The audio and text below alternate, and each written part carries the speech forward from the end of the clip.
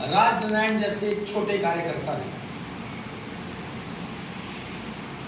1971 का चुनाव हुआ। राजनारायण 25 जून 1975 को देश में जो एक तरफा आपातकाल लगाया गया था, उस आपातकाल के काले दिन को और काले युग को याद करने के लिए कि ये यहाँ पे संगोष्ठी बिलासपुर भारतीय जनता पार्टी के कार्यालय में रखी गई। ये संगोष्ठी इसलिए रखी गई थी कि हम आने वाली जनरेशन को ये बता सकें कि इंदिरा गांधी जी ने अपनी हिटलरी मानसिकता के साथ 25 जून 1975 को ये इमरजेंसी है ये क्यों लगाई। 1971 में देश में चुनाव हुआ, राजनारायण जी उनके खिलाफ चुनाव लड़े और आज की जो कांग्रेस चिल्ला चिल्ला के कहती है कि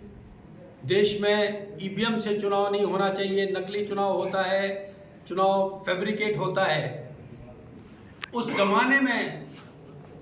इंदिरा गांधी के चुनाव को तब के डीएम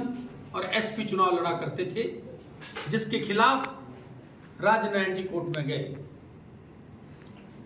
12 जून 1975 को इलाहाबाद हाई कोर्ट ने एक ऐतिहासिक निर्णय दिया और उस निर्णय में ये बात सामने आई कि इंदिरा गांधी जी ने जो चुनाव लड़ा था वो पूरी तरह से गलत था, सरकारी मशीन का दुरुपयोग हुआ और इसलिए ये चुनाव रद्द कर दिया जाता है। चुनाव रद्द हुआ,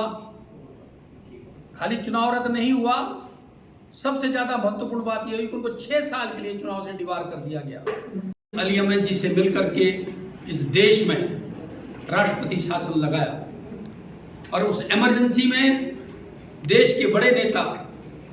जिसमें अटल बिहारी वाजपेयी जी, लाल कृष्ण आडवाणी जी, नानाजी देशमुख, मुरली मनोहर जोशी, राजनाथ सिंह, जो देश के प्रधानमंत्री थे देसाई जी, जॉर्ज फर्नांडिस जी, ऐसे बहुत सारे वरिष्ठ नेताओं को जेल के दीवारों के पीछे भेजा गया और इस छोटी मानसिकता को उन्हें यहीं तक नहीं रखा।